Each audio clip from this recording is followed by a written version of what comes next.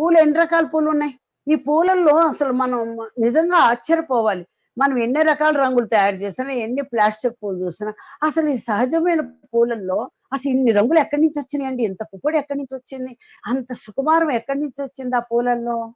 అవన్నీ దేవతలండి. పూలు అనేది దేవతల విభాగంలో ఒక సెక్షన్స్ ఉన్నారు.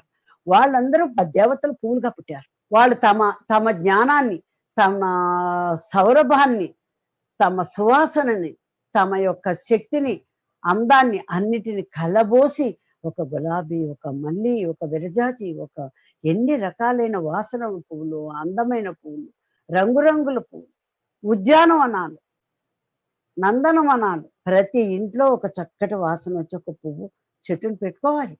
ఒక దేవతను పెట్టుకున్నట్టే. ఒక చెట్టు మీద పువ్వులు కొయ్యటం అనేది ఎంత వినాశనకారమో నాకు అర్థమైంది. మనమెవరమండి కొయ్యటానికి? అసలు రైట్సే లేవు.